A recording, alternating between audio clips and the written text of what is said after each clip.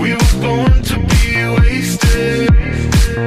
This gun's blowing up, it's just a warning shot of this plane's taking off on to run. This night's gonna end like a missile drop. We were born to be wasted. We were born to be wasted. We were born to be wasted. We were born to be wasted. We were born to be wasted.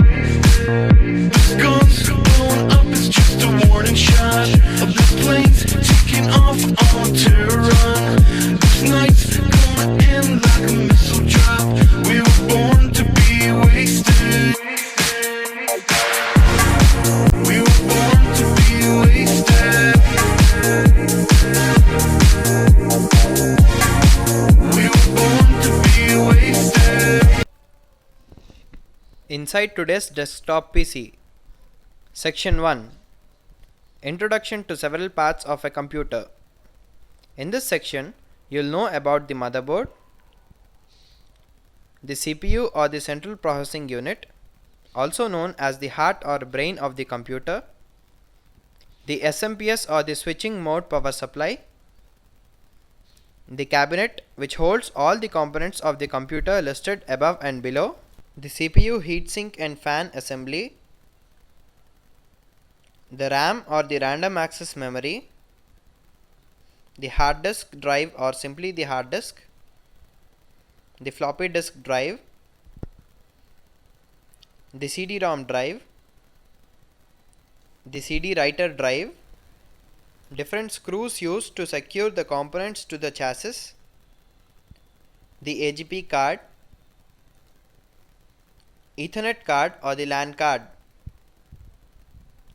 This is the motherboard which interconnects all the components of a computer, hence making communication between them possible. Let's now identify the several parts of the motherboard.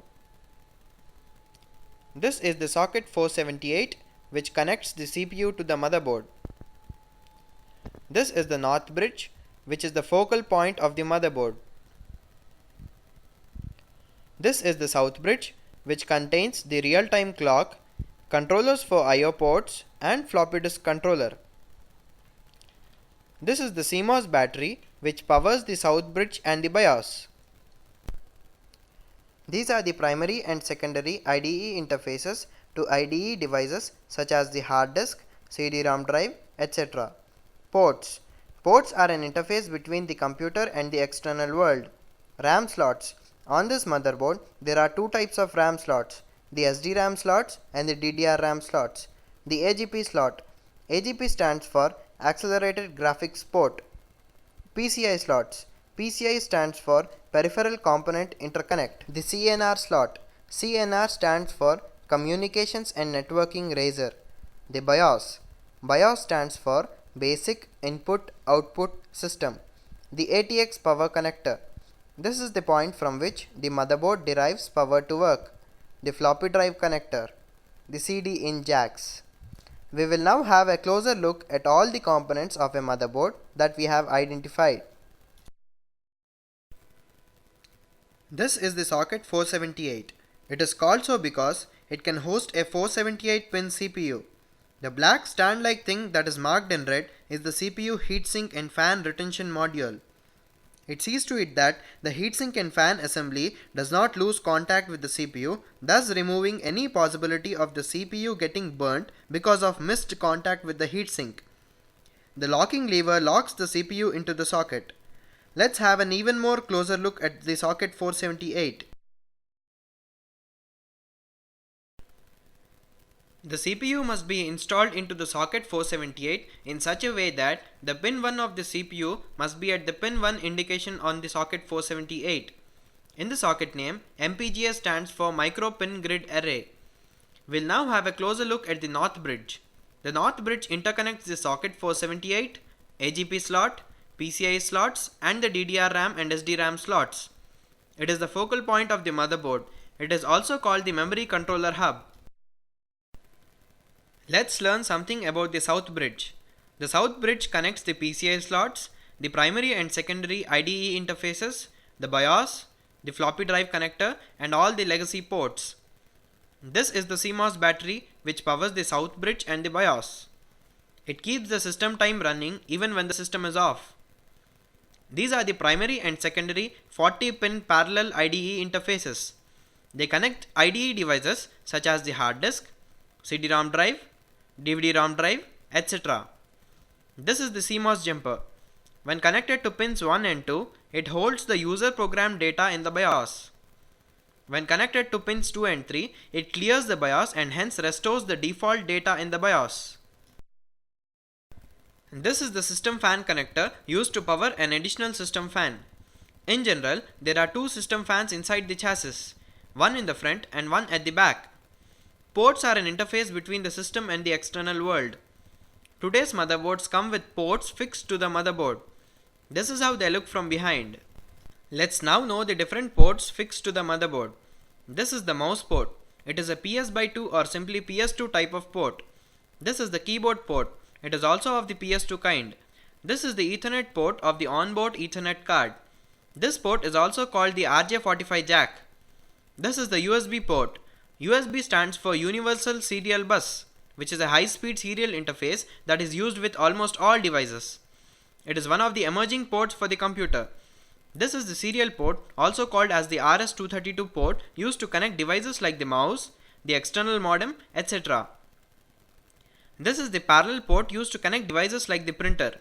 It works at a speed of around 2 Mbps. This is the VGA port for the onboard VGA card. The monitor is connected to this port. These are the sound ports. 3 of them from left stand for line out, line in, and microphone. This is the game port or joystick port used to connect gaming devices like the joystick.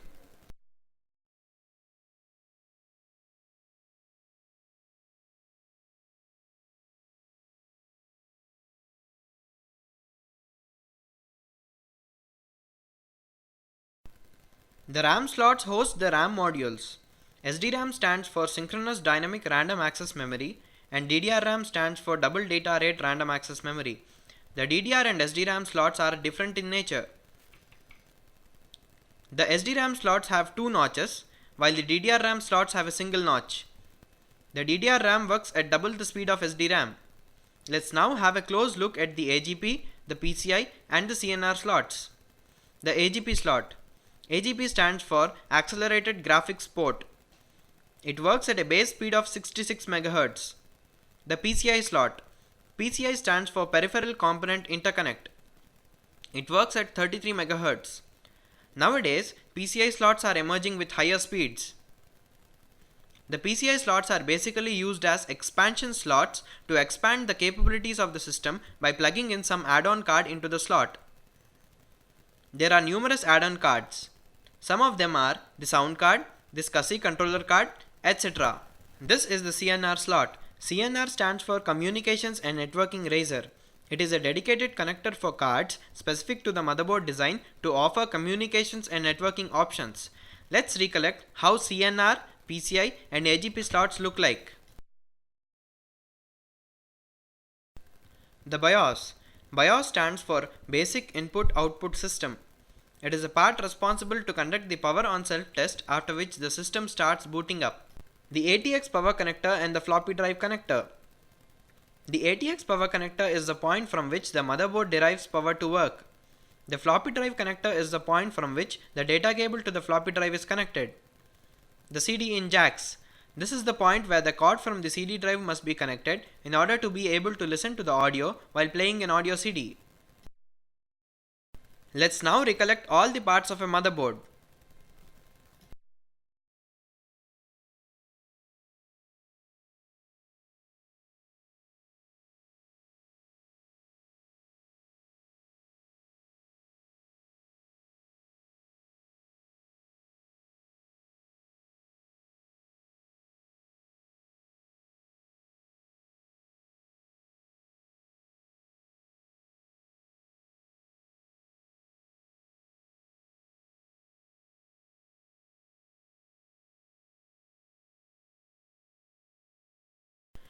This is the top view of the Pentium 4 CPU.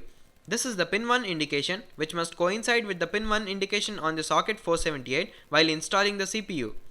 1.6 GHz is the clock speed, 256 is the level 2 cache in kilobytes present on the CPU, 400 is the front side bus speed, 1.75 volts is the core voltage.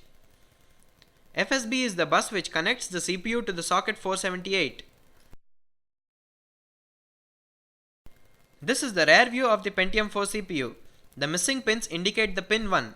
This is the level 2 cache, 256 KB in size. This is the SMPS. SMPS stands for Switching Mode Power Supply.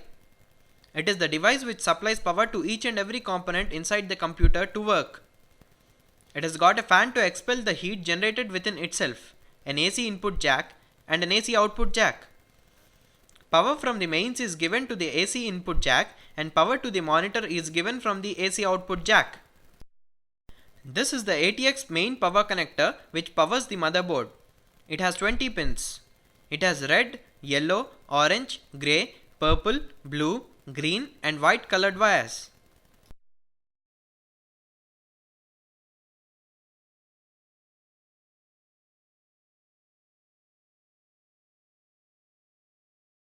This is the peripheral power connector used to power the peripheral devices such as the hard disk, the CD drive, etc. The yellow wire carries 12 volts, red wire carries 5 volts, and black is the ground wire. This is the floppy power connector used to power the floppy drive. The yellow wire carries 12 volts, red carries 5 volts, and black is the ground wire. This is the ATX 12V or 12 volt connector used exclusively to power the CPU in certain motherboards. This is the ATX auxiliary power connector used as an auxiliary power supply to certain modern motherboards. The red wire carries 5 volts, orange carries 3.3 volts, and black is the ground wire. This is the cabinet which hosts all the components of a computer. This is constructed based on the ATX form factor. This is the power switch, which is a feather touch switch. When the switch is pressed, the computer is turned on. This is the reset switch, which when pressed resets the CPU, or in other words forcibly restarts the computer. This is the power LED which glows when the computer is switched on and continues to glow until the computer is switched off. This is the HDD LED which glows whenever the hard disk is accessed. This is the rear view of the cabinet. This is the SMPS case where the SMPS is fixed. This is the system fan case where the system fan is fixed. The system fan is an optional component and has to be procured separately.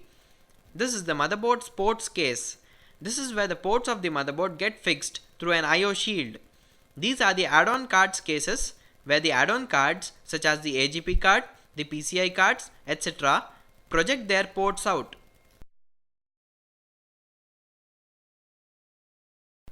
This is the cabinet's inner view. This is the CD drive cabin. This is where the CD drive is fixed. Sometimes this cabin is also used to fix the hard disk.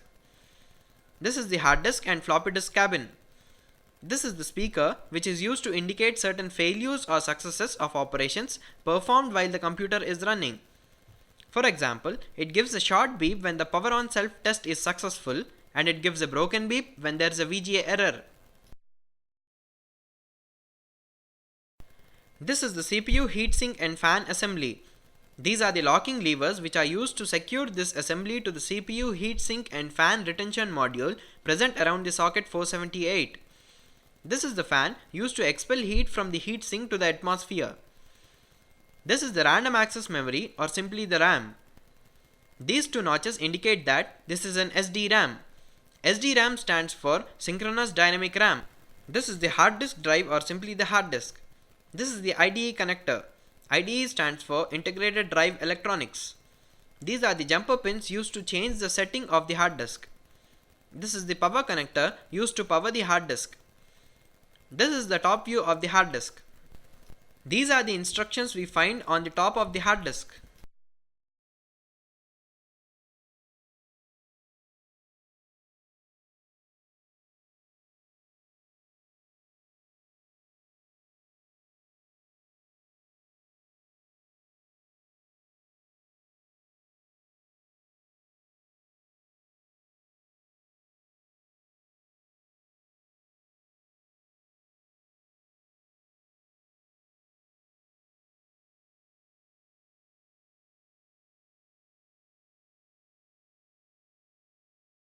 These are the jumper settings.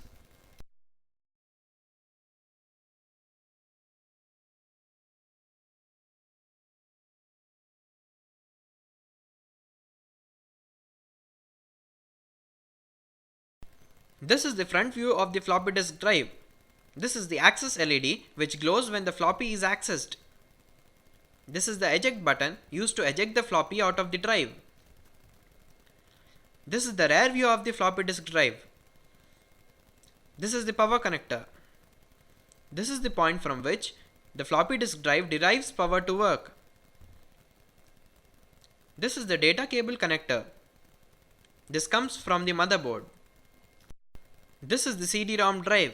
CD-ROM stands for Compact Disk Read Only Memory, which means that it can read data from a CD but cannot write data onto it. Samsung is the vendor's name.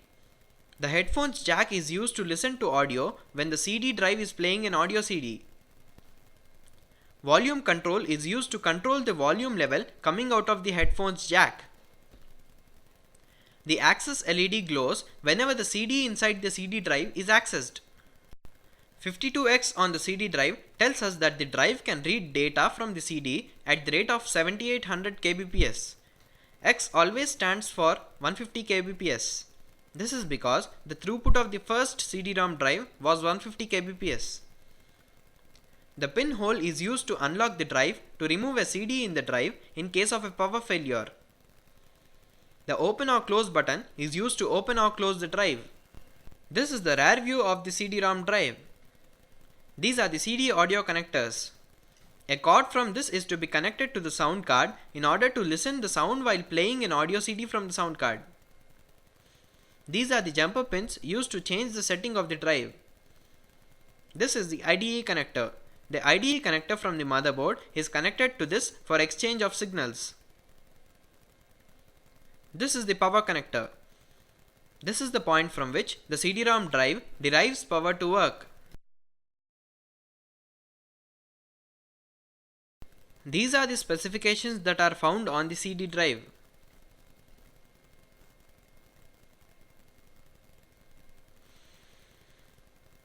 This is the top view of the CD-ROM drive.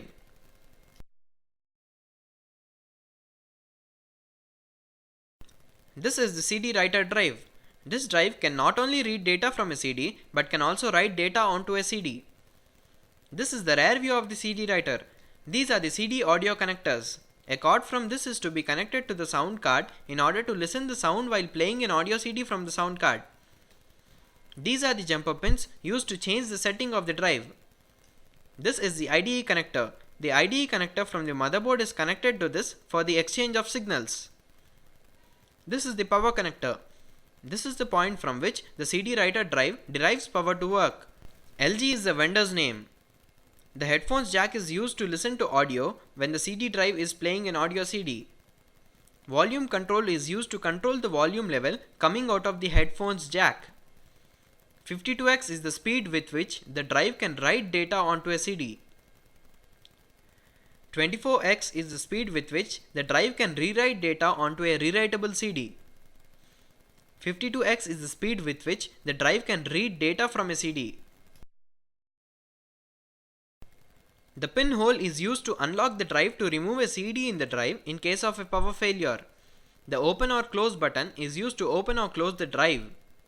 The access LED glows whenever the CD inside the CD drive is accessed. This is the top view of the CD writer drive. These are the different screws used to connect different components inside a computer. This is the outer screw which is used to connect the cabinet case, SMPS, etc.